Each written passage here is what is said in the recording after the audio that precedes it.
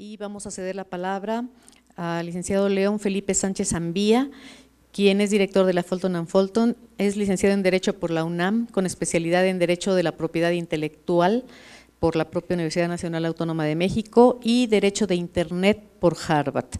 Desde el año 2006 es socio de la firma Fulton & Fulton Abogados, en donde es responsable del área de propiedad intelectual y litigio contencioso administrativo. Ha participado en diversos congresos y simposios a nivel internacional e internacional, entre los que destacan diversos seminarios auspiciados por la Comisión de Ciencia y Tecnología del Senado de la República, la Suprema Corte de Justicia de la Nación, la Internet Society y la American University Washington College of Law. Es profesor de la materia de propiedad intelectual en la licenciatura de la Facultad de Derecho de la UNAM y asesor en materia de propiedad intelectual y tecnologías de la información de la Comisión de Ciencia y Tecnología del Senado de la República. Ha colaborado con diversos artículos para publicaciones electrónicas e impresas en coordinación con la International Business Machines, la revista de la Facultad de Derecho de la UNAM, y es autor del proyecto de Ley Federal para la Protección de los Derechos de los Usuarios de Internet. León Felipe Sánchez Ambía, quien nos hablará de la Ley de Acceso Abierto a nivel internacional. Bienvenido. Buenos días, muchas gracias antes que nada a esta casa de estudios por la invitación, a todas las autoridades que nos hacen el favor de acompañarnos, la oportunidad de estar con ustedes. El tema del derecho de autor es un tema sumamente complejo, ya lo adelantaba el doctor Párez, el doctor Piña. Podríamos estar aquí 3 horas platicando sobre el derecho de autor y bueno, no alcanzaríamos a empezar a vislumbrar las dificultades que tiene esta materia. Por eso mismo es apasionante, cuando menos para su servidor. Y bueno, en cuanto al acceso abierto, pareciera que están contrapuestos efectivamente el copyright y el copyleft. Sin embargo, esto no es así. El copyleft se sustenta en el copyright para poder existir. Y bueno, también cabe hacer la aclaración de que en México no tenemos un sistema de copyright, sino un sistema de derecho de autor. Existiendo diferentes sistemas legales en el mundo, nosotros tenemos una tradición jurídica que viene, digamos, del derecho continental europeo, el romano canónico germánico, y el derecho sajón, pues ese sí tiene copyright. Allá por los 1800 y tantos, por ahí la reina Ana expide un estatuto que es el que da nacimiento justamente a estos conceptos del copyright. Pero bueno, ¿qué tiene que ver lo que nos hizo favor de decirnos el doctor Párez con lo que nos hizo favor de decirnos el doctor Piña en cuanto a estos conceptos de derecho de autor y el acceso abierto? Bueno, en mi perspectiva, en donde se unen estos dos puntos, estos dos discursos, es que el acceso abierto depende de la autorización del creador para poder ser, ¿sí? El creador, el autor de la obra, es quien en primera instancia tiene esa facultad de autorizar o prohibir ciertas conductas sobre su obra. Como nos lo indicaba el doctor Párez, pues también algunas personas morales pueden detentar estos derechos, aunque originariamente nacen a favor del creador por el Ministerio de Ley. Hay instrumentos que nos ayudan a que esos derechos, tan pronto nacen a favor del autor, sean transmitidos a un tercero. En este caso puede ser una persona física, puede ser una persona moral. Concretamente estamos hablando de instituciones académicas, de universidades, ¿sí? Cuando los académicos se contratan con las universidades, generalmente tienen un contrato en el que se les estipula en alguna cláusula que toda la producción intelectual, científica, etcétera, que realicen en el desempeño de sus funciones dentro de la universidad, será propiedad en cuanto a los derechos de explotación justamente de la universidad. Hasta ahí, digamos, la primera fase de cómo surge o de cómo se visualiza el acceso abierto desde el punto de vista académico. Lo que los académicos producimos para nuestras universidades en cuanto a la explotación, si es que así nos comprometimos mediante contrato, le pertenece a nuestras universidades. La segunda fase del acceso abierto, desde el punto de vista académico y desde el punto de vista de universidades públicas o de instituciones públicas, tiene que ver con el financiamiento. ¿De dónde viene ese financiamiento con el que se mantienen las universidades públicas y los institutos de investigación públicos? Pues bueno, como su nombre lo dice, son públicos. Entonces, generalmente, si no es que tienen también algunas fuentes propias o independientes de financiamiento, el grueso de ese presupuesto viene justamente del erario. Y este erario pues es de alguna manera formado a partir de las contribuciones que nosotros como ciudadanos hacemos a la federación, al estado y a los municipios mediante los diferentes gravámenes que se nos imponen.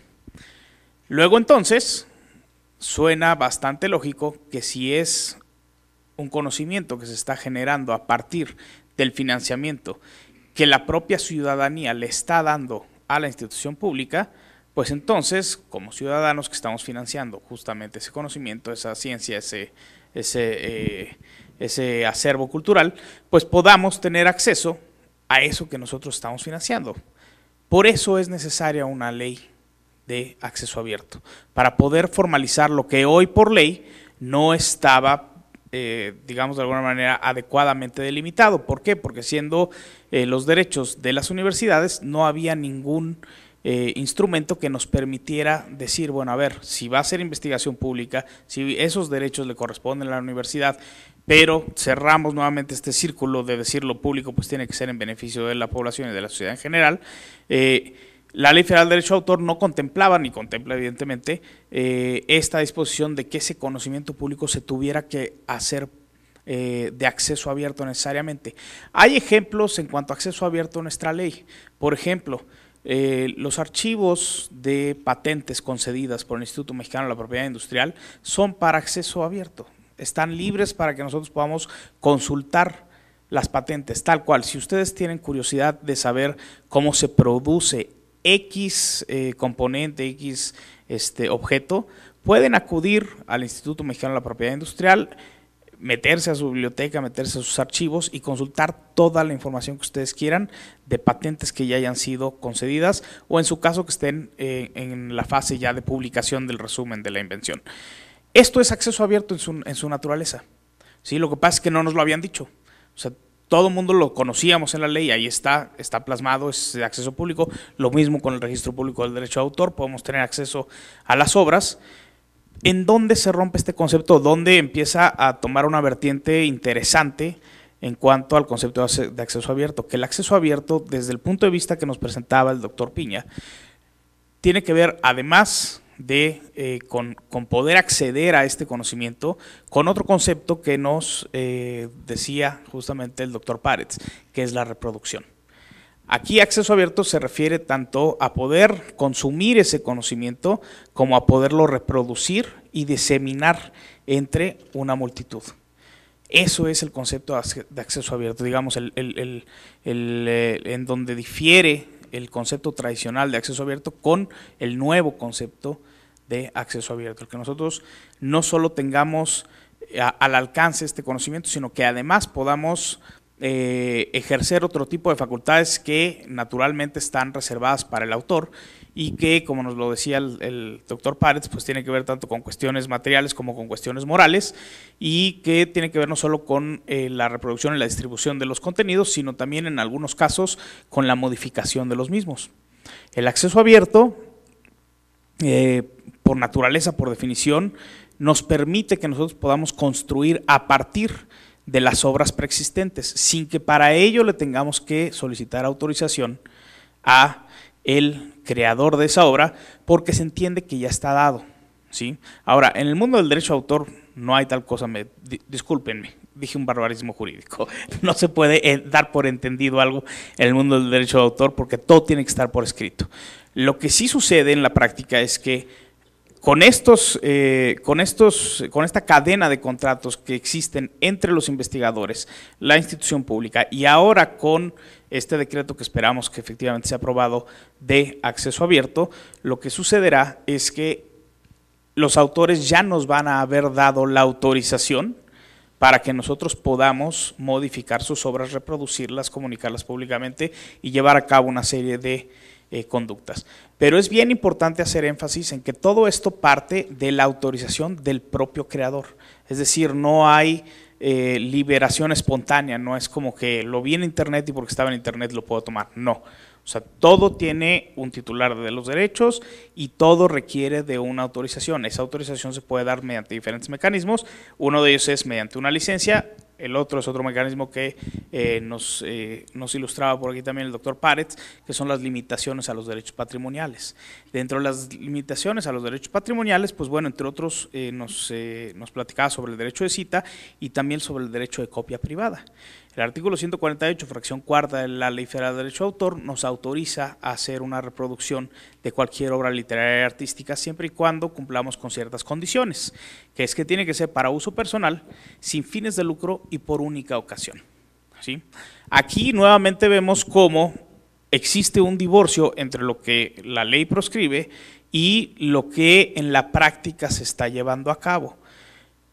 Hoy por hoy, conforme se tiene la ley, y por ello creo que hay una necesidad de actualizar la ley para reflejar estos nuevos usos y costumbres, todos somos infractores cuando navegamos en internet. ¿Por qué? Porque la ley nos autoriza a hacer una copia. Sin embargo,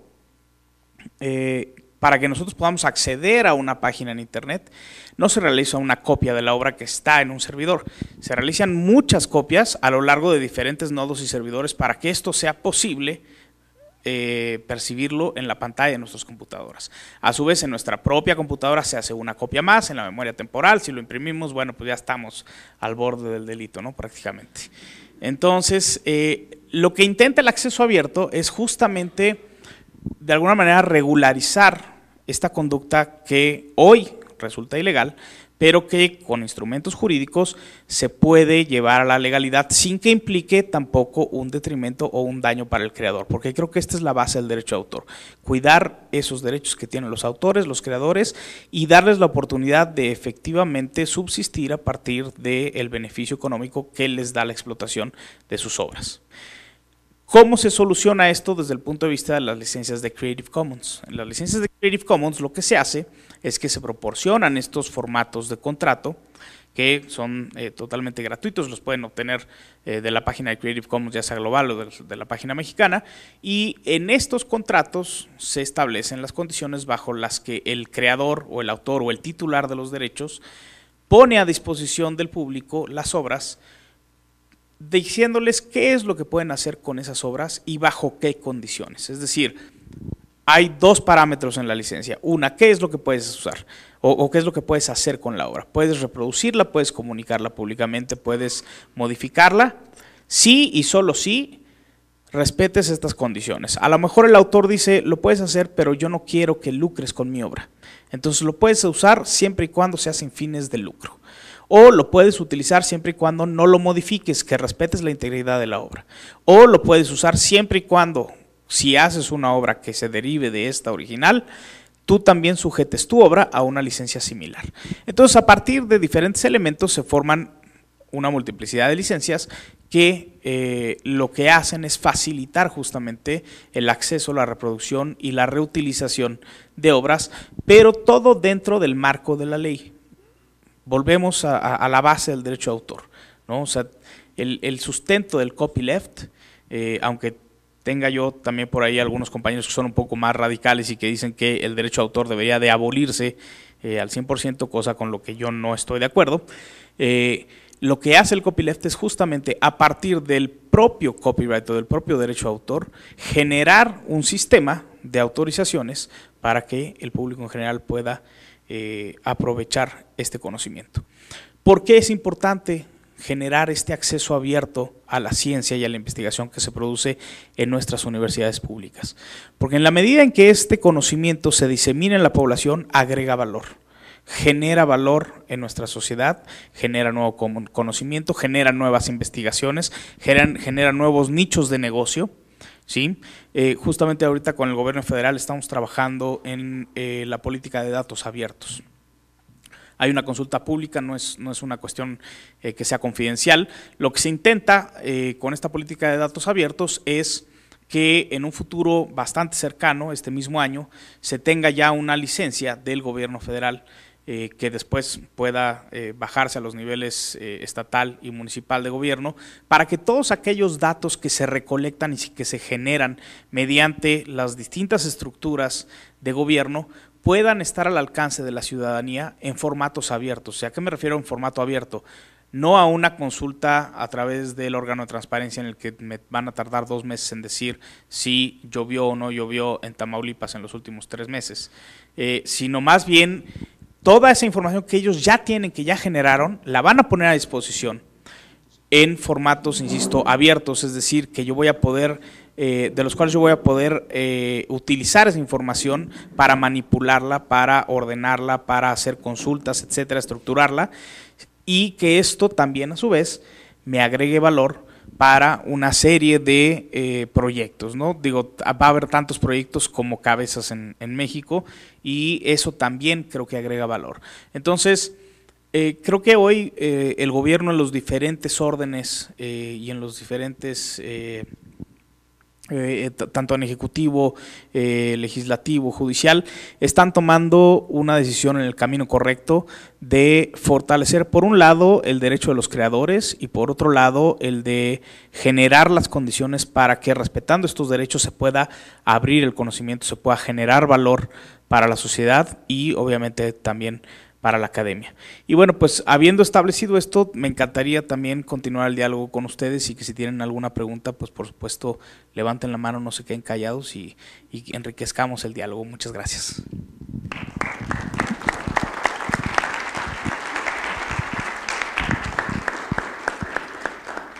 Gracias al licenciado Sánchez Ambía por iluminar esta parte, ¿no?, que es tan importante en nuestra universidad.